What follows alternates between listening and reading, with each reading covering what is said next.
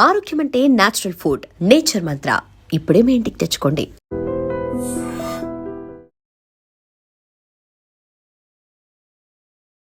నమస్తే, welcome to I dream inside politics with కవిత.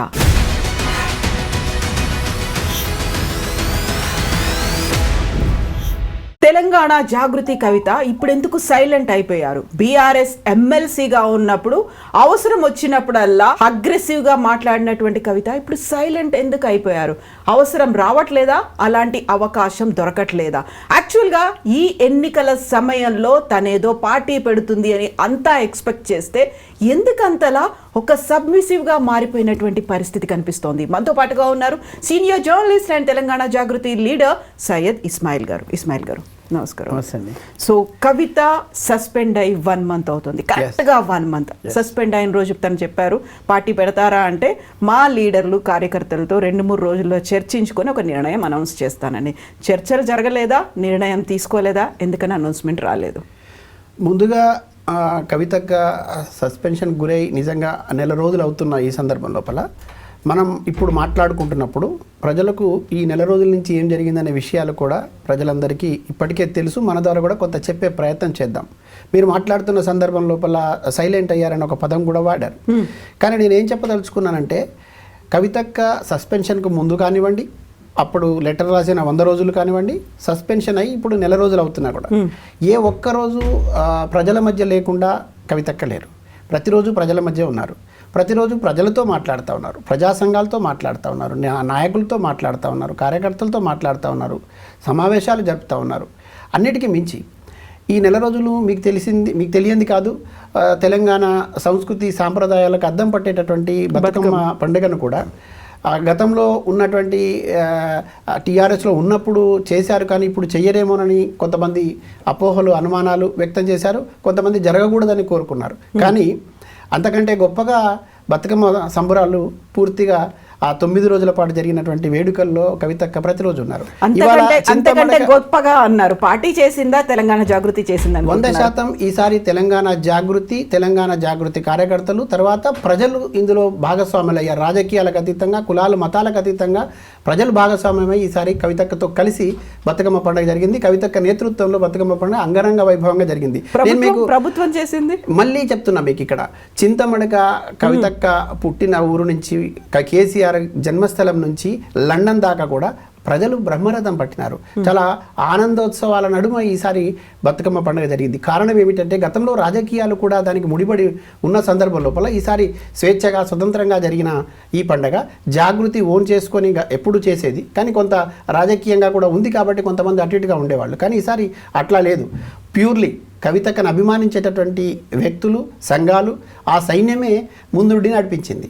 ఇవాళ ఆ చింతమడక దగ్గర నుంచి మొదలుకుంటే మంచిర్యాల మీకు తెలియంది కాదు, తెలంగాణ ఉద్యమంలో కూడా ఈ తెలంగాణ రాష్ట్ర సాధన కోసం ఒక గుండెకాయలాగా పనిచేసినటువంటి కోల్డ్ బెల్ట్ మనకు సింగరేణి సంస్థ. సింగరేణి ప్రాంతంలో గట్టిగా ఉన్నటువంటి మంచిర్యాలలో సుమారు 10,000 మంది, బోరున వర్షం పడుతుంది, సుమారు గంటన్నర పాటు వర్షం పడింది.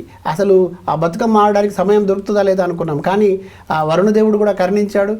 కొంత వెసులుబాటు దొరికితే గంట వ్యవధిలో 10,000 మంది వచ్చి అక్కడ బతుకమ్మ ఆడినారు. అంటే కవితక్కకు వ్యక్తిగతంగా ఉన్నటువంటి ఆదరణ, ఆమె పట్ల ఉన్నటువంటి నమ్మకం, తర్వాత ఆమెతో కలిసి మేము ప్రయాణం చేయాలనే ఒక తలంపు ప్రజల్లో ఉంది అనడానికి అంతకంటే గొప్ప నిదర్శనం ఇంకోటి ఉండదని భావిస్తాం. ఇక్కడే మరి చింతమడక నుంచి వాళ్ళు రావడం కావచ్చు, కోల్ బెల్ట్ అనేది మీరు ప్రత్యేకంగా కోట్ చేశారు కాబట్టి, స్ట్రెస్ చేస్తున్నారు కాబట్టి అక్కడి నుంచి తనని తొలగించడం అనేది కేజీటీబీఎస్ కదా, సింగరేణి, దానికి సంబంధించి అధ్యక్షురాలిగా కవితను తొలగించిన తర్వాత కావాలని అక్కడికి వెళ్ళారు. ఒక సెంటిమెంట్, కవిత మీద ఉన్నటువంటి అభిమానం కొద్దీ వచ్చారా, లేకపోతే కవిత ఒక సెంటిమెంట్ అనేది అంతా వచ్చారంటారా? బతుకమ్మ తెలంగాణలో మీకు నాకు బాగా తెలుసు, ఒక సామెత ఉంటుంది, ఈంటికా జవాబ్ పత్తర్సే అని ఒక సామెత ఉంటుంది. సింగరేణిలో కవితక్కను తప్పించినారు అనేటటువంటి భ్రమల్లో ఉన్న వాళ్ళకి, ఆమెను తప్పిస్తే ఆమెను కొంచెం తగ్గించవచ్చు అని భ్రమపడిన వాళ్ళకి ఒక చెంపపెట్టులాగా అక్కడ ఉన్నటువంటి సింగరేణి కార్మిక కుటుంబాలు మేము అండగా ఉన్నాం, ఎందుకంటే కవితక్క మా కోసం పనిచేసింది, మేము గుండెల్లో పెట్టుకున్నాం, మా సమస్యలు చూసింది, పరిష్కరించింది, ఉద్యోగాల విషయంలో, మా సంక్షేమం విషయంలో, మా కుటుంబాలకు రక్షణ విషయంలో, మా బిడ్డల చదువులకు సంబంధించినటువంటి సహకారం అందే విషయంలో కవితక్క మాకు వెన్నుగా ఉన్నదని చెప్పేసి సింగరేణి కార్మికులు ఓన్ చేసుకొని, నేను అక్కడ ప్రత్యక్ష సాక్షిని, నేను అక్కడ నిలబడి చూశాను, అంతా గమనించాను. చాలామంది వచ్చి గుండెలకు హత్తుకున్నారు, పెద్దవాళ్ళు, పెద్ద వయసు వాళ్ళు కవితక్కను. అమ్మ మీరు చేసిన మేలు మర్చిపోలేం, ఇప్పుడున్నటువంటి సందర్భం లోపల మా అందరి ఆశీస్సులు నీకు నిండుగా ఉంటాయని చెప్పే ప్రయత్నం చేశారు.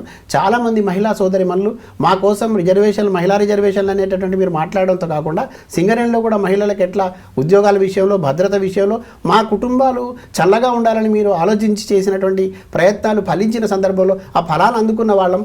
ఈ సందర్భంలో మీతో కలిసి పండుగ చేసుకోవడం మాకు చాలా సంబరంగా ఉందని చెప్పి ఎవరైతే తప్పించినామనే భ్రమంలో ఉన్న వాళ్ళకి చుక్కలు చూపించేటట్టుగా అక్కడ బతుకమ్మ సంబరం జరిగింది మంచిర్యాలలో. ఇది కవితక్క నేతృత్వంలో భవిష్యత్తులో రూపుదిద్దుకోపోయేటటువంటి ఒక ఉద్యమానికి కూడా ఇక్కడ జరిగినటువంటి ఈ పండుగ, ఈ వేడుక ఒక నిదర్శనంలాగా, ఒక అరంగేట్రంలాగా కూడా ఉంటుంది. దీన్ని రాజకీయం చేయాలనుకున్న వాళ్ళకి మాత్రం నిరాశ మిగిలింది. అయితే ఉద్యమం, భవిష్యత్తులో ఉద్యమం అన్నారు. ఇప్పుడు జరుగుతున్నవన్నీ కూడా బతుకమ్మ రిలేటెడ్గా మాత్రమే జరిగాయి. తెలంగాణ జాగృతి అనేది బతుకమ్మ సంస్కృతి సంప్రదాయాల కోసం పుట్టినటువంటి తెలంగాణ జాగృతి ముందు నుంచి అదే పని చేసింది, ఇప్పుడు కూడా అదే పని చేసింది కదా. మీరు చింతమడక తీసుకోండి, లేకపోతే మధ్యలో వచ్చినటువంటి మల్లన్న సాగర్ దగ్గర నుంచి వాళ్ళు కొంతమంది బాధితులు, ముంపు బాధితులు లెటర్ రాశారు, తమ సంతకాలు పెట్టి చేసింది. ఆ తర్వాత మీరు చెప్పిన మంచిర్యాల కావచ్చు, ఇవన్నీ బతుకమ్మకు రిలేటెడ్గానే ఉన్నాయి తప్ప ఒక ఉద్యమ రూపం అంటే ఒక సమస్యలు అనేవి ఉంటాయి, లేకపోతే ప్రజా పోరాటం జరగాలి, ఆందోళన జరగాలి, వీటన్నిటికీ సంబంధించి కార్యకర్తలు ఉండాలి, లీడర్స్ ఉండాలి. వీళ్ళందరూ తక్కువగా కనిపిస్తున్నారు కవితక్క దగ్గర. మరి మీరు అడిగిన ప్రశ్నకు నేను ఇచ్చే సమాధానం ఏమిటంటే, ఈ తెలంగాణ ఉద్యమం మొదలైన తొలినాళ్లలో జాగృతి సంస్థ ఆవిర్భవించినప్పుడు ఈ తెలంగాణ సంస్కృతి సాంప్రదాయాలతో పాటు ఇక్కడ ఉన్నటువంటి ఆకాంక్షలు నెరవేరబడాలి, ఇక్కడ ఉన్నటువంటి ఉద్యమకారుల ఆకాంక్షలు నెరవేరబడాలి, ఈ ప్రాంతం అభివృద్ధి వైపు వెళ్ళాలని ఒక బలమైనటువంటి తలంపు ఉంది. దీంతో పాటు బలమైనటువంటి పేగుబంధం ఉన్నది జాగృతికి, కవితక్కకు, తెలంగాణ సంస్కృతి సాంప్రదాయాలతో పాటు ఈ తెలంగాణ ప్రాంతానికి సంబంధించి. ఆ పేగుబంధము అప్పుడు ఉన్నది, ఇప్పుడు ఉన్నది. బతుకమ్మను తెలంగాణ సంస్కృతి నుంచి కానీ, తెలంగాణ జీవన శైలి నుంచి కానీ వేరు చేసి చూడలేం. తెలంగాణ మనోభావాల నుంచి కూడా దాన్ని వేరు చేసి చూడలేం. బతుకమ్మ అనేటటువంటి దాన్ని ఒక సాంస్కృతిక కార్యక్రమంగానో లేదంటే ఒక ఈవెంట్ లాగానో చూసేటటువంటి వాళ్ళకు కూడా నేనేం చెప్పదలుచుకున్నానంటే, బతుకమ్మ అనేది ఈ తెలంగాణ ప్రజల్లో, ఇక్కడ ఉన్నటువంటి పుట్టి పెరిగిన ప్రతి ఒక్క మనిషి హృదయంలో పెనవేసుకొని ఉన్నటువంటి ఒక వేడుక, అది ఒక పేగుబంధం లాంటిది. ఇక్కడ కవితక్క ఆ పేగుబంధానికి దూరంగా లేదు అని చెప్పడానికి జరిగినటువంటి ఒక ఏమంటారు దాన్ని, ఒక వేడుకలాగా కాకుండా అది కూడా ప్రజల ఆకాంక్షల్లో భాగమైనటువంటి ఒక సాంప్రదాయాలకు పెద్దపీట వేసేటటువంటి ఒక కార్యక్రమం లాగానే చూడాలి. అన్ని రాజకీయ పార్టీలు ఇవాళ కొంత ప్రేమ చూపించినట్టుగా, ప్రేమ వలకబోసినట్టుగా ఎందుకు దాని వైపు వెళ్తున్నాయంటే, తెలంగాణ ప్రజలతో పేగుబంధంతో ముడిపడి ఉన్న పండుగ కాబట్టి దాన్ని కూడా వాళ్ళు వాడుకునే ప్రయత్నం చేస్తున్నారు. కానీ ఇక్కడ ప్యూర్లీ కవితక్క మాత్రం 100% మళ్ళీ ఎక్కడ మనకి ఈ సంస్కృతి దూరం కాకూడదు, ఈ ప్రజల మనోభావాలకు సంబంధించిన గౌరవించాల్సిన అవసరం ఉందని దాన్ని పట్టుకొని ఉన్నారు. ఇవాళ కూడా దాన్ని చేసే ప్రయత్నం చేసినారు. మీరు రెండో మాట ఏమన్నారు, సింగరేణి కానివ్వండి, మిగతా చోట్ల కానివ్వండి, కేవలం బతుకమ్మ సెంటిమెంట్ అనేది వెళ్తున్నారు. ఈ సెంటిమెంట్, రెండు రకాల సెంటిమెంట్ మన దగ్గర ఉంది. బతుకమ్మ మాత్రమే కాదండి, తెలంగాణలో ఒక రకమైనటువంటి ఏదన్నా ఆపద వచ్చినా, కష్టం వచ్చినా చాలా మనసు నుంచి చూసే ప్రజలు ఉంటారు. మనసు నుంచి చూసే ఒక కోణం మనకు తెలంగాణ ప్రజలకు అలవడింది. అయితే ఇవాళ సెంటిమెంట్ అని మీరు అంటున్నప్పుడు, ఒక ఆడబిడ్డకు అన్యాయం జరిగినప్పుడు కూడా అదే రకమైన సెంటిమెంట్ ఆడబిడ్డలు చూపించారు అనేదానికి అది నిదర్శనంగా కనబడుతుంటే, మీరు ప్రజలకు దగ్గరగా లేరు, దూరంగా ఉన్నారనే చెప్పే ప్రయత్నంలో కొంతమంది చేస్తున్నట్టుగా ఇవాళ మీ ప్రశ్నలో కూడా నాకు అది కనిపించింది. నేనేమంటున్నానంటే, ఇక్కడ ప్రజలకు, ప్రజా సమస్యలకు, ప్రజల ఆలోచనలకు, ప్రజల భావాలకు దూరంగా కవితక్క లేరు, వాళ్ళకి దగ్గరగా ఉన్నారు. దానికి నిదర్శనమే ఈ బతుకమ్మ పండుగలో జరిగిన సందర్భంగా అనేక రకాల ప్రజలు వచ్చిన వేడుకను చూసాం. మనం అక్కడ ఎక్కువ సంఖ్యలో హాజరైనటువంటి పద్ధతిని చూసాం. దాన్ని చూసి మనం అనుకోవచ్చు ఆమె పైన ఆదరణ తగ్గలేదు, ఎవరైనా తగ్గించాలని చూస్తే వాళ్ళు పొరపడినట్టుగా కనబడింది, ప్రజలు ఆమోదం వాళ్ళకి లేదు, కవితకు ఉందనేది మనం గమనించాలి కదా. ఆదరణ తగ్గలేదు అనుకున్నప్పుడు అది బలపడాలి అనేది కూడా ఉంటుంది. ఎప్పుడైతే సస్పెండ్ అయ్యారో, ఎప్పుడైతే కవిత మాట్లాడిందో, ఆ తర్వాత తెలంగాణ జాగృతి నుంచి కొంతమంది వచ్చారు, బయటకు వచ్చి వాళ్ళు మాట్లాడింది మాదే అసలైన జాగృతి అన్నారు. ఆ తర్వాత వెల్లువలా వస్తారా లేకుంటే ఒకరిద్దరైనా వచ్చి జాయిన్ అవుతారా అనుకుంటే లీడర్స్ ఎవరు బయట నుంచి రాలేదు. ఒక్కటి మాత్రం జరిగింది, మధ్యలో పెద్దమ్మ తల్లి వార్షికోత్సవానికి సంబంధించి విష్ణువర్ధన్ వచ్చి పత్రిక ఇచ్చినప్పుడు మాత్రం ఆయన జాయిన్ అవుతాడేమో, జూబ్లీ హిల్స్ తరఫున ఆయన అభ్యర్థిగా నిలబడతాడేమో. ఆ తర్వాత ఏమీ లేదు, ఎక్కడ ఒక చలనం లేదు, ఎవరైనా వచ్చి జాయిన్ అవుతున్నారా అనేటువంటి ఒక కదలికలు అలాంటివి కూడా ఏం కనిపించట్లేవు. ఎందుకు? గెలిచేదాకా మౌనంగా ఉండు, నీ విజయమే ఒక శబ్దమై వినిపిస్తుంది ఈ సమాజానికి అంటాడు ఒక పెద్ద ఆయన. గెలిచేటప్పుడు మౌనంగా ఉండడం, కొంత స్తబ్దుగా ఉండడం ఉన్నట్టుగా కనపడుతుంది. కానీ ఆ సముద్రం కూడా ఒకసారి ఇట్లా ఉప్పెనగా వచ్చేటప్పుడు చాలా స్తబ్దుగా అనిపిస్తుంది మనకు. కానీ ఆ కెరటాలు ఎగసిపడేటప్పుడు తట్టుకోవడం చాలా కష్టంగా ఉంటుంది. నేనేమంటానంటే, విష్ణువర్ధన్ రెడ్డి వచ్చి వెళ్ళారనే వార్తను మీరు చూశారు, నేను చూశాను. అట్లాగే ఆమెర్ అలీ ఖాన్ గారిని కలిశారనేటటువంటి వార్తను కూడా మీరు చూశారు, నేను చూశాను. ఇది మనకి బయటికి పొక్కిన తర్వాత, బయట కొంత ప్రచారం జరిగిన తర్వాత తెలిసే విషయాలు. కానీ బయటికి అన్ని విషయాలు తెలియాలని లేదు. ఎవరెవరు వచ్చి కలిశారనే విషయం ఇప్పుడే వెల్లడి చేయాల్సిన అవసరం మాకు కూడా లేదు. ఎందుకంటే అనేక రకాల ఆశలు ఉంటాయి, ఆశయాలు ఉంటాయి, తర్వాత కొన్ని కోరికలు ఉంటాయి, తర్వాత వాళ్ళకి కొన్ని అంబిషన్స్ ఉంటాయి కొంతమందికి.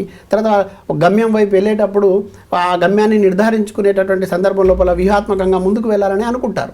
అట్లాంటి చాలామంది నాయకులు చాలా పార్టీల నుంచి, తర్వాత ఇప్పుడు కొత్తగా రాజకీయాలకు రావాలనుకున్న వాళ్ళు అనేక మంది, అనేక సమూహాలు వచ్చి కలిసిపోతున్న వాటిని నేనే ప్రత్యక్ష సాక్షిగా చూస్తూ ఉన్నాను. కానీ ఇవన్నీ ఇప్పుడే మేము వెల్లడించలేం. ఎందుకంటే అది వాళ్ళకు మంచిది కాదు, మాకు మంచిది కాదు. ఎవరు కలవడం లేదు, ఒంటరిగా ఉన్నారు అనేటటువంటి ప్రచారానికి పాల్పడుతున్న వాళ్లకు నేను ఏం చెప్పదలుచుకున్నానంటే, మీరు తట్టుకునే పరిస్థితిలో ఉండరు భవిష్యత్తులో. ఎందుకు అనంటే, ఇక్కడ ఒక సునామీ రాబోతా ఉన్నది.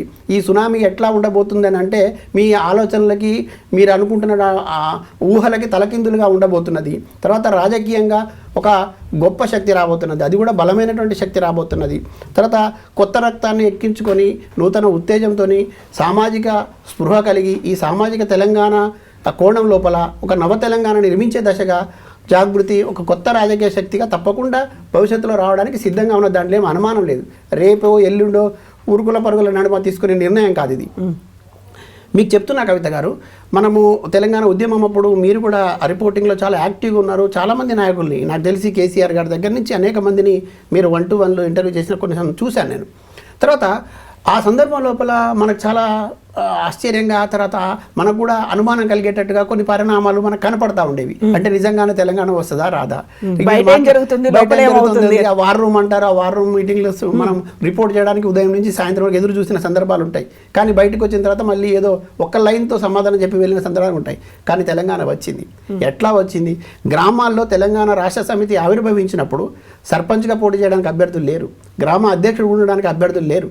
కానీ ఒక సునామీ అయితే సృష్టించింది. ఉప్పెనగా తెలంగాణ రాష్ట్ర సమితి 10 ఏళ్ల పాటు ఇక్కడ అధికారం కొనసాగించడానికి కారణం ఏమైంది అని అంటే, ఇక్కడ జరిగినటువంటి ఉద్యమం, ఇక్కడ ఉన్నటువంటి ప్రజల ఆకాంక్ష, ఆ ప్రజల ఆకాంక్ష నెరవేరుద్దని ఒక బలమైన నమ్మకం, వీటన్నిటికి తోడై అది ఉంది. కానీ ప్రజల నమ్మకాన్ని వమ్ము చేసిన వాళ్ళను అప్పుడు కాంగ్రెస్ పార్టీలో ఉన్న పార్టీని అయితే కానివ్వండి, తర్వాత తెలుగుదేశం పార్టీని అయితేనేమి, మొన్నటి టీఆర్ఎస్ పార్టీని అయితే, ప్రజలను ఆకాంక్షలకు అనుగుణంగా లేనప్పుడు, ప్రజలకు ఆలోచనలకు విరుద్ధంగా పనిచేసినప్పుడు, ప్రజల కోరికలు నెరవేర్చబడినప్పుడు ఎట్లయితే తిరస్కారానికి గురైనా అక్కడ గురైనరు. కానీ ఉద్యమ రూపం తీసుకున్నటువంటి పార్టీలను ఉదాహరించి మీకు చెప్తా ఉన్నా, తెలంగాణ జాగృతి కూడా ఊరికనే ఆషామాషిగా మైకు ముందు మాట్లాడి వెనకెళ్ళి కూర్చునే పరిస్థితులు లేదు. ఇప్పుడు కూడా చాలా విస్తృతమైనటువంటి చర్చలు జరుగుతూ ఉన్నాయి, చాలా లోతైనటువంటి చర్చలు జరుగుతూ ఉన్నాయి. అనేక మంది మేధావులతో మాట్లాడుతూ ఉన్నాం, ఉద్యమకారులతో మాట్లాడుతూ ఉన్నాం. ఇక్కడ రాజకీయ పార్టీలు కొంతమందిని చివరి నిమిషం దాకా తీసుకొచ్చి అవకాశాలు ఇస్తామని తీసుకొచ్చి వాళ్ళు అనేక రకాలుగా వాడుకొని వదిలేసిన గాయపడ్డ నాయకులతో కూడా మాట్లాడుతూ ఉన్నాం. తర్వాత కొత్తగా రాజకీయాల్లోకి రావాలని ఆశపడేటటువంటి యువతకు ఒక మార్గదర్శకంగా ఉండేటటువంటి వేదికను తయారు చేయాలని తలంపు ఉన్న వాళ్ళతో మాట్లాడుతూ ఉన్నాం. ఖచ్చితంగా పూర్తిగా ఇప్పుడున్నటువంటి రాజకీయాలకు భిన్నంగా కొత్త తరం ఆశాకిరణంగా తప్పకుండా జాగృతి సంస్థ ఒక గొప్ప రాజకీయ శక్తిగా రావడం, ఎదగడం ఖాయం. రహస్య సమావేశాలు అవుతున్నాయి అంటున్నారు, సైలెంట్ సునామీ సృష్టించబోతున్నారు అని చెప్తున్నప్పుడు తెలంగాణ జాగృతి ఒక వేదిక కాబోతోంది. ఉద్యమాలు చేస్తుందా, ఒక రాజకీయ పార్టీగా ఉంటుందా, కేవలం ప్రజా పోరాటాలు చేసుకునేటువంటి ఒక సామాజిక సేవా సంస్థగా ఉండబోతోందా? వాళ్ళకి ఏం చెప్తున్నారు మీరు అసలు? ఇక్కడ ఉన్నటువంటి ప్రతి సమస్యని నిశితంగా పరిశీలించి పరిష్కారం వైపు ఆలోచిస్తూనే, ఆ పరిష్కారానికి మార్గంగా చేయాల్సినటువంటి పని చేస్తూనే, అవసరమైనప్పుడు ప్రభుత్వాలు కానివ్వండి అధికార యంత్రాంగాన్ని ఎదిరిస్తూనే, ఒకవేళ పరిష్కరించకపోతే ఉద్యమ రూపం తీసుకొని పోరాడుతూనే ఖచ్చితంగా ఇక్కడ ఉన్నటువంటి కేవలం ఒక్క వర్గం మాత్రం కాదు, సప్పండ వర్గాల ప్రయోజనం నెరవేర్చడం కోసం రాజకీయ శక్తిగా ఎదిగేటటువంటి ప్రయత్నాల్లో జాగృతి సంస్థ ఉన్నది. ఆ పనులలో చాలా బిజీగా ఉన్నది. ఇప్పుడు రాజకీయ శక్తిగా ఎదిగే ప్రయత్నాల్లో ఉంది అనుకున్నప్పుడు ఈ మధ్య కాలంలోనే మనం ఒక రాజకీయ పార్టీ అనౌన్స్మెంట్ చూసాము. తీన్మార్ మల్లన్న తెలంగాణ రాజ్యాధికార పార్టీ అనేది ఒకటి అనౌన్స్ చేసేశారు. ఎంత టైం పడుతుంది కవితకు అలాంటి అనౌన్స్మెంట్ చేయడానికి? నేనేమంటానంటే, ఎవరో ఇదవుతున్నారని ఇంకొకరు తొందరపడి ఒక కోయిల ముందే కూసింది అనేటట్టు కొన్ని తర్వాత పులిని చూసి నక్క వాతలు పెట్టుకున్నట్టుగా కొన్ని ఈ సంఘటనలు మనం గతంలో సామెతలు విన్నాం. అట్లా సామెతలు తగ్గట్టుగా మా ప్రయత్నాలు మా పనులు ఉండవండి. ఎవరినో చూసి వేగిరపడడమో తొందరపడడమో అత్యుత్సాహం చూపడం ఉండదు. నేను అంతకుముందు చెప్పాను, మళ్ళీ చెప్తున్నాను, ఈ ప్రజాస్వామ్యాన్ని గౌరవించేవాదిగా, రాజ్యాంగం రక్షణ కవచంగా ఈ సమాజానికి ఉండాలని కోరుకునేవాడిగా. ఎన్ని రాజకీయ పార్టీలు వస్తే అంత మంచిది, ఎంతమంది రాజకీయ నాయకులు వస్తే అంత మంచిది. కానీ వాళ్ళు సమాజం పట్ల సున్నితమైనటువంటి మనసుతో చూడగలిగినటువంటి పరిస్థితి ఉండాలి. పరిష్కారం వైపు వాళ్ళ అడుగులు ఉండాలి. తర్వాత నమ్మిన సిద్ధాంతాన్ని కట్టుబడి వాళ్ళు పనిచేయాలి. ఆ గమ్యాన్ని చేర్చగలుగుతామనే నమ్మకం కూడా వాళ్ళకు ఉండాలి. అట్లా రాజకీయ పార్టీలు వస్తే స్వాగతిస్తాను. ఇప్పుడు మీరు అన్నట్టు ఇవాళ రేపో వెంటనే ప్రకటించుకోవాలని తొందర మాకు ఎటువంటి తొందర లేదు. ఒకటి. రెండోది, కొంతమందికి చాలా తొందర ఉంది, కొంతమందికి ఆసక్తి కూడా ఉంది. కొన్ని శక్తులు ఎప్పుడు వీళ్ళు ప్రకటిస్తారా, ఏ లోపాలు వెతుకుదామా, లేకపోతే ఎట్లా వీళ్ళని ఫెయిల్యూర్ వైపు ప్రయాణం చేపిద్దామని చూస్తున్నారు. వాళ్ళ ఆశలు నెరవేరవు. మేము ఆచితూచే అడుగులు వేయబోతున్నాం, చాలా వ్యూహాత్మకంగా అడుగులు వేయబోతున్నాం, కుట్రలకు దూరంగా ఉండబోతున్నాం, కుతంత్రాలకు దూరంగా ఉండబోతున్నాం. తర్వాత కొన్ని శక్తులు వేస్తున్నటువంటి వ్యూహాలు ఏవైతే ఉన్నాయో, పన్నుతా ఉన్నారో, కుట్రలు ఏదైతే చేస్తూ ఉన్నారో వాటిని ఒక కంట కనిపెడుతూనే మా ప్రయాణం ఎట్లా ఉండాలనే దానికి మాత్రం రూట్ మ్యాప్ స్పష్టంగా ఉండబోతుంది. చాలా క్లారిటీతో రాబోతా ఉన్నాం, దాంట్లో ఏం అనుమానం లేదు. అయితే మీరు మళ్ళీ చెప్తున్నారు ఏమిటంటే, ఇక్కడ ఉన్నటువంటి ప్రజలకు కేవలం ఉద్యమాలు చేసే ఒక సంస్థగా ఉంటారా, లేదంటే ఒక రాజకీయ పార్టీగా మీరు అవతరించి చేస్తారని చెప్తున్నారు. నేను ఈ చెప్పిన సారాంశంలో అది క్లియర్గా కనపడతా ఉంది. మళ్ళీ ఏం చెప్తున్నానంటే, ఈ తెలంగాణ పేగుబంధంతో ముడిబడి ఉన్నటువంటి ఏకైక ప్రజా సంస్థగా ఉన్నటువంటిది, ఇప్పుడు పౌర సమాజాన్ని గట్టిగా పట్టుకొని ఉన్నటువంటి సంస్థ జాగృతి సంస్థ. ప్రజలు కూడా బాగా నమ్మకంతో విశ్వాసంతో ఎవరి వైపు చూస్తున్నారంటే కవిత వైపు చూస్తున్నారు. తర్వాత ఇక్కడ ఉన్నటువంటి కొన్ని రాజకీయ పార్టీల వైఫల్యాలు, కొన్ని రాజకీయ పార్టీలు చేసినటువంటి తప్పిదాలు ప్రజల్ని కొంత అయోమయానికి గురి చేస్తున్నాయి, అనుమానాలకు గురి చేస్తున్నాయి. ఈ సందర్భం లోపల వాళ్ళు కూడా వాళ్ళ కోసం నిలబడేటటువంటి ఒక కొత్త శక్తి కోసం చూస్తున్నారు. కొంతమంది రాజకీయ ప్రయత్నాలు చేసి బీసీల కోసం కానివ్వండి, లేకపోతే దళితుల కోసం కానివ్వండి, బడుగు వర్గాల కోసం పనిచేస్తామని చెప్పిన గతంలో వాళ్ళ చరిత్ర ఏమిటి, వాళ్ళ నేపథ్యం ఏమిటి, వాళ్ళు ఏమాత్రం కృషి చేశారు, ఏ రకమైనటువంటి ప్రయాణంలో వాళ్ళు ఇక్కడ దాకా చేరారు, ఈ విషయాలు కూడా ప్రజలు గమనిస్తారు. కవితక్క విషయంలో నేను చాలా క్లారిటీగా చెప్పగలను. 2006లో ఇక్కడికి వచ్చినప్పటి నుంచి ఈ రోజు వరకు చరిత్ర అంతా లిఖించబడి ఉంది. చరిత్ర అంతా మన కళ్ళకు కట్టినట్టుగా ఉంది. ఏ ఒక్కరోజు కూడా ఆమె విశ్రమించలేదు, ప్రజలకు దూరంగా లేదు, ప్రజల వైపుగా ఉన్నారు. సామాజిక అంశాల విషయానికి వస్తే, శాసనసభలో ఉమ్మడి ఆంధ్రప్రదేశ్లో అంబేద్కర్ బొమ్మ పెట్టాలని ఇక్కడ చాలా రాజకీయ పార్టీలు మేము రాజకీయాలు నడిపామని చెప్పిన వాళ్ళు కూడా కిమ్మనుకుండా ఇంట్లో పడుకుంటే, కనీసం వాళ్ళకు సోయి లేకపోతే, ఈవెన్ దో నేను మళ్ళీ చెప్తా ఉన్నా, బీఆర్ఎస్కు కూడా ఊహకందని విధంగా, బీఆర్ఎస్లో నాయకులకు కూడా ఊహకందని విధంగా కవితక్క స్వతంత్రంగా ఈ నిర్ణయం తీసుకున్నారు, అంబేద్కర్ విగ్రహాన్ని అక్కడ పెట్టాలని. అప్పుడు చాలామంది ఆశ్చర్యానికి గురయ్యారు టీఆర్ఎస్ పార్టీలో. అదేంటి పార్టీకి చెప్పకుండా ఈమె ఈ ప్రయత్నం కేసీఆర్ కూడా తెలియదు. మీరు కావాలంటే మళ్ళీ ఒకసారి క్రాస్ చెక్ చేయండి. నేను ఈ సందర్భంగా చెప్తా ఉన్నాను, ఎందుకంటే నేను కొన్నిటికి సాక్షిని, అందుకనే మళ్ళీ చెప్తా ఉన్నాను. కొంతమంది ఊకదంపుడు మాటలు చెప్తా ఉన్నారు, తోచినట్టు మాట్లాడుతూ ఉన్నారు. చరిత్ర ఎప్పుడు ఎవరిని తప్పు మాట్లాడితే క్షమించదు, వాస్తవాలని విస్మరిస్తే క్షమించదు. నిజాలు కటువుగా ఉన్నా కూడా వాస్తవాలను చెప్పే ప్రయత్నం చేయాలి. కవితక్క చరిత్రను చెరిపేయాలని చూసే వాళ్లకు భవిష్యత్తులో ఖచ్చితంగా గుణపాఠం ఉంటుంది. అంబేద్కర్ విగ్రహం కోసం దీక్ష చేపట్టి కుల సంఘాలను, ప్రజా సంఘాలను, సామాజిక స్పృహ ఉన్నటువంటి వ్యక్తులను, నాయకులను కూడగట్టి దీక్ష చేసిన ఏకైక మహిళ కవితక్క దీక్ష మూలంగానే ఇవాళ అసెంబ్లీలో అంబేద్కర్ విగ్రహం వచ్చి ఉన్నది. పూలే విగ్రహం కోసం కూడా ఆమె కోరింది. ఆనాడే సామాజిక స్పృహతో పనిచేసింది కవితక్క అని చెప్పడానికి నేను ఒక ఉదాహరణగా చెప్తా ఉన్నాను. సామాజికంగా ఇవాళ జాగృతి సంస్థను కూడా మీరు చూశారు. నిన్న మొన్న మేము ఒక రాష్ట్ర కమిటీని కూడా ప్రకటించాం. ఈ కమిటీలో పూర్తిగా ఒక 16 మంది రాష్ట్ర కమిటీలో ఉంటే 2 గిరిజన బిడ్డలు ఉన్నారు. చెప్పమనండి, ఏ సంస్థ, ఏ ప్రజా సంఘం, లేదంటే ఏ రాజకీయ పార్టీ ఈ సామాజిక న్యాయాన్ని పాటించింది? 9 మంది బీసీలు ఉన్నారు ఈ రాష్ట్ర కమిటీలో, 2 మైనార్టీలు ఉన్నారు, 2 అగ్ర కులస్తులు ఉన్నారు. ఇట్లా సామాజిక న్యాయాన్ని పాటిస్తూ ఒక ప్రజా సంఘాన్ని నిర్మించిన కవితక్క రేపు రాజకీయంగా వెళ్ళేటప్పుడు మీకు ఇట్లా ఉండబోతుంది అనేటువంటి ఒక మోడల్ని కూడా ఇచ్చి కూర్చున్నది. ఆ ధైర్యం ఎవరికి ఉంటుంది చెప్పండి? ఆ తెగువ ఎవరికి ఉంటుంది? ఈ చైతన్యం నింపుకొని ఉన్న తెలంగాణ పేగుబంధంతో ముడిపడి ఉన్న కవితక్క రేపు భవిష్యత్తులో మేము సామాజిక న్యాయాన్ని పాటిస్తామనడానికి ఇంతకంటే ఏం నిదర్శనం చూపెట్టాలి చెప్పండి? ప్రతిసారి మీరు ఇంత గట్టిగా చెప్పినప్పటికి కూడా ప్రతిసారి కవిత మాత్రం ఎక్కడ మాట్లాడినా కేసీఆర్కి ఒక కూతురుగా మాట్లాడుతున్నారు. కేసీఆర్ మీద ఉన్నటువంటి ప్రేమ, అభిమానం కనిపించేలా తన వ్యాఖ్యలు కూడా ఉంటున్నాయి. తన ప్రసంగాల్లో ఖచ్చితంగా కేసీఆర్ మీద సాఫ్ట్ కార్నర్ ఇంకా ఉంది అనేటువంటి ఒక భావన కనిపిస్తోంది, కాదంటారా? నేను కూడా ఒక మాట చెప్పదలుచుకున్నా. కేసీఆర్ ఆషామాష వ్యక్తి అయితే కాదు. తర్వాత అందరిలాగా ఆలోచించిన వాడు కాదు, కొంచెం భిన్నంగా ఆలోచించినాడు. అవునన్నా కాదన్నా ఉద్యమ నేత, తర్వాత ఒక పోరాట యోధుడు. ఆ పోరాట యోధుడి కడుపులో పుట్టినటువంటి బిడ్డకు ఏ తల్లికైనా ఏ తండ్రికైనా బిడ్డ పట్ల, ఏ బిడ్డకైనా తల్లిదండ్రుల పట్ల ప్రేమ, అనురాగం ఉండడం, ఆ వాత్సల్యం ఉండడం, ఇంకా కొంత బాండింగ్ ఉండడం అనేది ఎవరికైనా ఉంటుంది. అట్లా లేకపోతే మనం మనుషులుగా మానవత్వానికి విలువే లేదు. అది ఇంకోటి రక్త సంబంధానికి విలువే లేదు.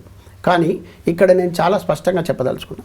సమాజం, కుటుంబం అని వచ్చినప్పుడు కవితక్క ఖచ్చితంగా సమాజం వైపు నిలబడబోతుంది, సమాజం వైపు నిలబడుతుంది. సమాజం వైపు నిలబడింది కాబట్టే కుటుంబానికి దూరమైంది. ఈ విషయాన్ని చాలా అర్థం చేసుకోమని ఈ సమాజాన్ని నేను కోరుతా ఉన్నా. కుటుంబం వైపు ఎందుకు కుటుంబానికి దూరమైంది అనే విషయాలను కూడా ప్రజలందరి ముందు ఇప్పటికే పెట్టి ఉన్నాం. ప్రజలు కూడా వాటిని గమనించమని నేను కోరుతా ఉన్నా. కుటుంబం వైపే నిలబడాలనుకుంటే, కుటుంబం వైపే ఉండాలనుకుంటే ఆమెకు భవిష్యత్తు కూడా బంగారుమయంగా ఉంది. కానీ ఆమె ఆలోచనలు, భావాలు, ఆమెకున్న లక్ష్యాలు, ఆమె చేరాల్సిన గమ్యం, ఆమెకున్నటువంటి స్పృహ, తర్వాత ఆమె తీసుకున్న ఒక సామాజిక ఉద్యమాల రూపం, ఇవన్నీ కూడా ఆమెను సమాజం వైపు నిలబడాలనేటటువంటి విషయాన్ని పదే పదే గుర్తు చేశాయి. ఆమె ఆ నిబద్ధత కలిగి ఉండి నిలబడ్డారు. ఇవాళ దాన్ని ఆ కోణంలో చూడాలని నేను విజ్ఞప్తి చేస్తూ ఉన్నాను. ఇప్పుడు కేసీఆర్ మీద ఇంకా సాఫ్ట్ కార్నర్ అనేది కవితకి ఉన్నది, ఆ మాటల్లో ప్రతిధ్వనిస్తోంది అనేది ఒక అంశం అయితే, తను బీజేపీలో చేరబోతున్నారు అనేటువంటి ఇంకొక మాట కూడా. ఇప్పుడు బీజేపీలో పొత్తు కోసం, లేకుంటే బీజేపీలో కలపాలి అనేటువంటి బీఆర్ఎస్కి ప్రతిపాదన వచ్చింది, దానివల్లే తను దయాలున్నారు అనేటువంటి మాట మాట్లాడినప్పటికీ చివరికి బీజేపీలోనే తను చేరబోతున్నారు అనేది సోషల్ మీడియాలో విపరీతంగా తిరుగుతోంది. ఏమంటారు? నేను ఇప్పుడు మాకు ఈ రకమైన ఆరోపణలు, ఈ రకమైనటువంటి విష ప్రయత్నాలు, ప్రయోగాలు మాకు ఇక కొత్తగా అనిపించట్లేదు. చాలా ఏవగింపుగా కూడా అనిపిస్తూ ఉన్నాయి మాకైతే. ఎందుకంటే మేము పదే పదే వింటున్నాం, కొన్ని చూస్తూ ఉన్నాం, కొంతమంది మాట్లాడుతూ ఉంటే. మీడియాకు కూడా దురదృష్టవశాత్తు ఈ రకమైనటువంటి అపోహలు, అనుమానాలు కలిగించేటట్టుగా కొన్ని శక్తులు ప్రయత్నం చేస్తూ ఉన్నాయి. వాళ్ళ ప్రయత్నాలు ఇంకా ఆపలేదు. కాబట్టి ఆ కోణంలోనే ఇవాళ ఈ ప్రశ్న కూడా వచ్చిందని భావిస్తూ ఉన్నాను. కానీ నేను చాలా క్లియర్గా చెప్పదలుచుకుంటున్నాను.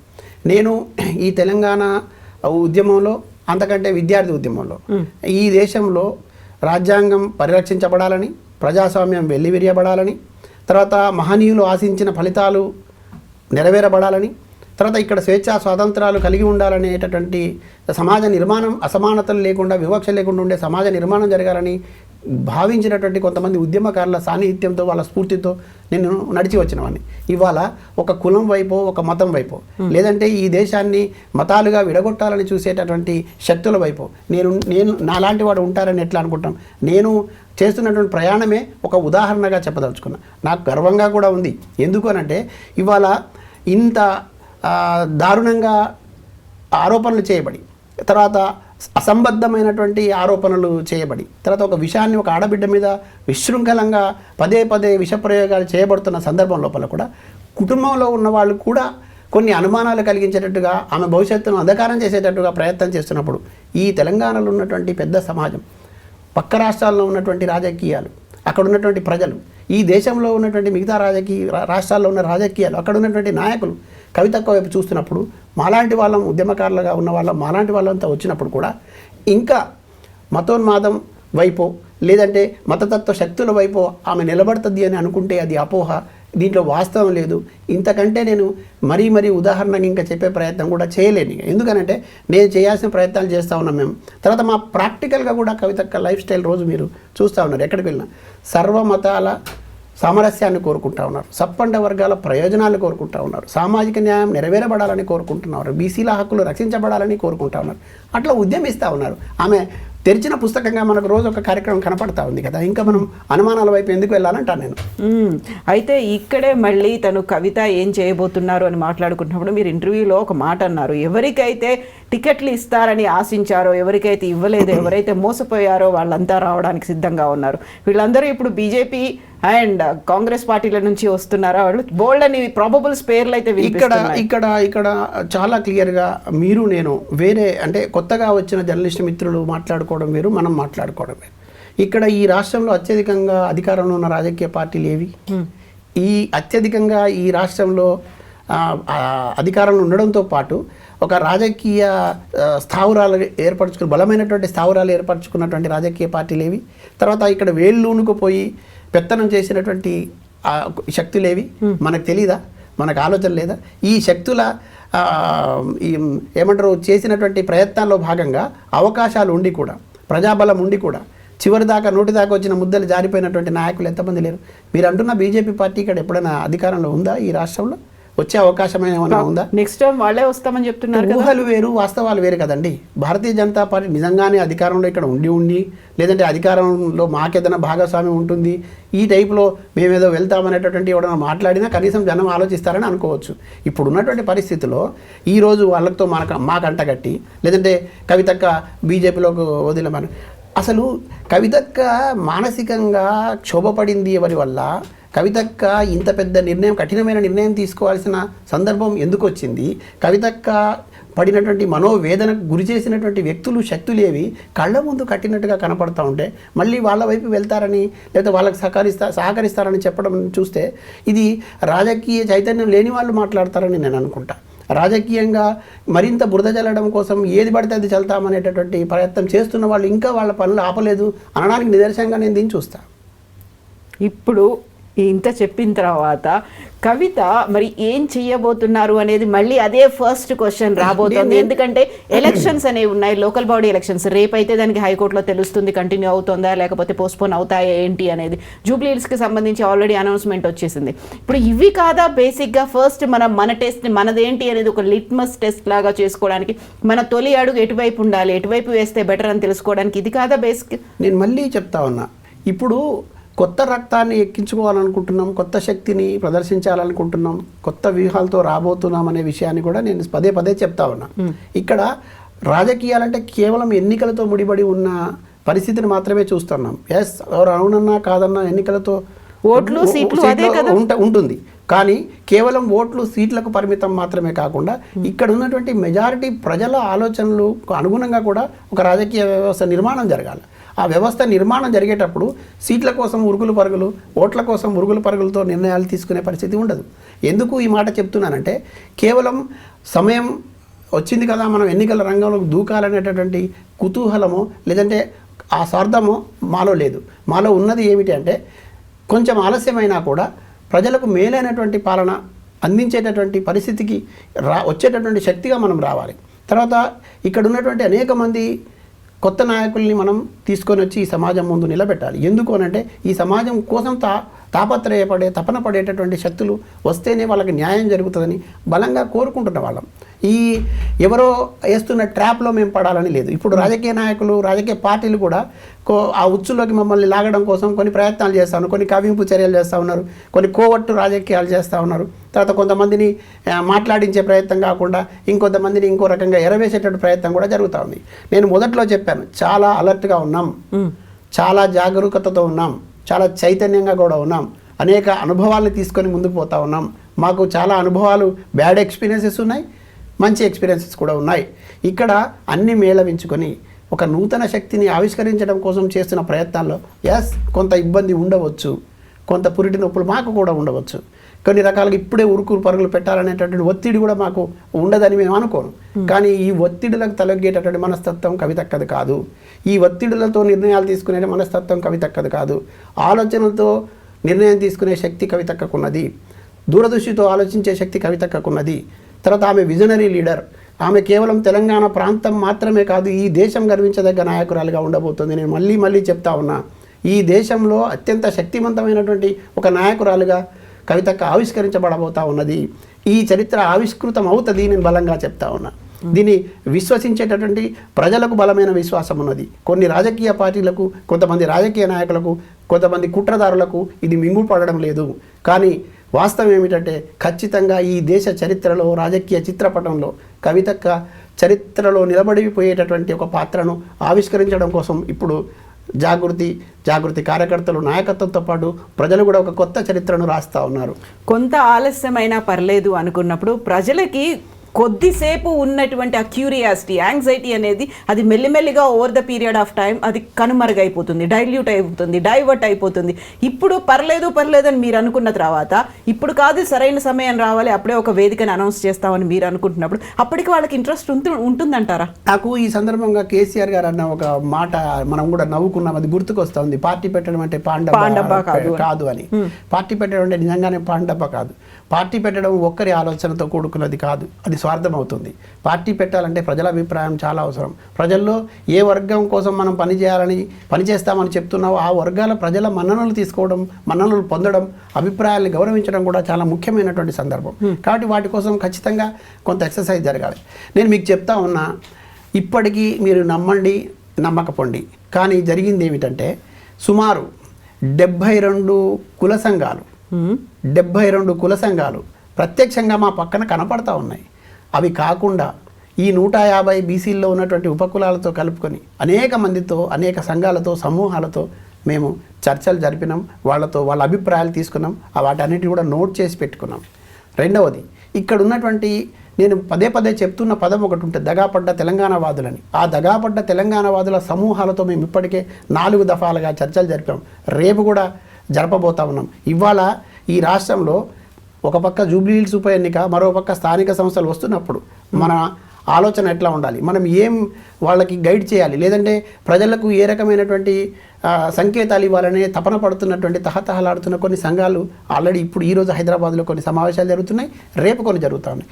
ఆ సమావేశాలు జరిపే సమూహాలతో కూడా మేము చర్చలు జరిపి ఉన్నాం. మళ్ళీ వాళ్ళ ప్రజల నుంచి వచ్చినవి, తర్వాత గ్రౌండ్లో నుంచి వచ్చేటటువంటి నిర్ణయాలు ఏవైతుంటాయో వాటికి అనుగుణంగా వాళ్ళు తీసుకునేటటువంటి ఒక నివేదిక తయారు చేసుకుంటారు. వాళ్ళకు రూట్ మ్యాప్ ఉంటుంది. ఆ రూట్ మ్యాప్ ఏంటి అనేది కూడా మేము పరిశీలిస్తాం. దాంట్లో మాకు ఉపయోగపడే అంశాలని తప్పకుండా మేము తీసుకుంటాం. దీంతో పాటుగా ఇవాళ జూబ్లీహిల్స్ ఎన్నిక, స్థానిక సంస్థల ఎన్నికలు జరుగుతున్న నేపథ్యంలో చోటు చేసుకుంటున్న పరిణామాలను కూడా మనం గమనించాలి. ఒకడేమో నేను కొట్టినట్టు చేస్తాను, ఏడ్చినట్టు చేయమనేటటువంటి పరిస్థితి కూడా ఇవాళ కనబడతా ఉన్నది. కోర్టుల చుట్టూ బీసీల మనోభావాలతో ఆడుకునేటటువంటి రాజకీయ పార్టీలు ఇవాళ చూస్తూ ఉంటే అసహ్యం వేస్తూ ఉన్నది. నిజంగా చిత్తశుద్ధి లేని ప్రభుత్వాలు చేసే పనులు ఇవి. చిత్తశుద్ధి లేని రాజకీయ పార్టీలు చేసేటటువంటి పనులు ఇవి. చిత్తశుద్ధి లేని కొన్ని కులం సంఘాలను చూపించుకోవాలి, ఉనికిని చాటుకునేటటువంటి చేసే వాళ్ళ పని ఇది అని నేను చెప్తాను. ఎందుకు అనంటే ప్రజలేమి వివాదాలు, చిక్కులు కోరుకోవడం లేదు. ఒక ప్రశాంతంగా, సాఫీగా ఎన్నికల ప్రక్రియ జరగాలని కోరుకుంటున్నారు. మేము ఎంతమంది జనాభా ఉన్నామో మా వాటా అంతా ఉండాలని వాళ్ళు బలంగా కోరుకుంటా ఉన్నారు. అది ఇవ్వాల్సిన బాధ్యత, రాజ్యాంగం మనం కల్పించిన హక్కు, ప్రజాస్వామ్యం మనకిచ్చిన స్వేచ్ఛ, చట్టసభల ద్వారా జరగాల్సి ఉన్నది. కానీ ఇవాళ కోర్టుల చుట్టూ తిరిగేది పరిస్థితి మనం చూస్తూ ఉన్నాం, తిప్పే పరిస్థితిని చూస్తూ ఉన్నాం. దాన్ని ప్రతిరోజు ఒక కార్తీక దీపం ఎపిసోడ్ లాగా, సీరియల్స్ లాగా నడిపేటట్టు పరిస్థితి చూస్తాం. ఇది మంచిది కాదు సమాజానికి. కానీ ప్రజలు ఇది గుర్తిస్తారు. వీటన్నిటినీ మేము గమనిస్తూ ఉన్నామని చెప్పడానికి నేను ఈ ఉదాహరణ చెప్పాను. ఇట్లా మా పరిస్థితి ఉండదు, మా ప్రక్రియ ఉండదు. మా ప్రక్రియ చాలా స్పష్టంగా ఉంటుంది. చాలా తర్వాత ప్రజలకు కూడా మేలు జరగడానికి సంబంధించిన అంశాలతో ముడిపడి ఉంటుంది. ఇది నేను చాలా స్పష్టంగా చెప్పదలుచుకున్నాను. సో ఇప్పుడు మీరు యాక్సెప్ట్ చేసినా చేయకపోయినా, ప్రత్యక్షంగా అయినా పరోక్షంగా అయినా, తెలంగాణ జాగృతి వ్యవస్థాపక అధ్యక్షురాలు అయినటువంటి కవితకి ఇనీషియల్ స్టేజ్లో కేసీఆర్ మెంటార్గా ఉండేవాళ్ళు. ఆ తర్వాత ఇప్పుడు బయటకు వచ్చిన తర్వాత తెలంగాణ జాగృతి వ్యవస్థాపక అధ్యక్షురాలుగా మాత్రమే ఉన్నారు. బీఆర్ఎస్ పార్టీ లేదు, ఎమ్మెల్సీ లేదు. ఇప్పుడు తనకు ఎవరున్నారు? రాజకీయ సలహాదారులు కానీ, మెంటార్స్ కానీ, తనంతట తాను ఏకపక్ష నిర్ణయాలు తీసుకుంటున్నారా? ఎవరిని సంప్రదిస్తున్నారు? ఎవరు సలహాలు ఇస్తున్నారు? కవితక్కకు ఈ తెలంగాణ సప్పండ వర్గాల సమాజపు ఆలోచనలతో బలంగా పరిడవిల్లాలని కోరుకునేటటువంటి శక్తులు సలహాదారులుగా ఉన్నారు. కవితక్కకు ఈ తెలంగాణ పేగుబంధంతో విడబడకుండా నిలబడింది కాబట్టి ఆమెను గమ్యాన్ని చేర్చడం కోసం భుజాల మీద మోసేటటువంటి గొప్ప సైనికులు ప్రజల రూపంలో ఉన్నారు, జాగృతి కార్యకర్తల రూపంలో ఉన్నారు. నేను ఈ సందర్భంగా మీకు ఒక మాట చెప్పదలుచుకున్నా. ఈ దేశ స్వాతంత్రానికి పూర్వం ఈ స్వాతంత్రం కోసం ఉద్యమించిన వాళ్ళు కూడా అతివాదులు మితివాదులుగా చెప్పబడి కొంతమంది హింసావాదులుగా అంటే ఆరోపణలు చేయబడి ఈ స్వతంత్ర ఉద్యమంలో పాల్గొన్నారు.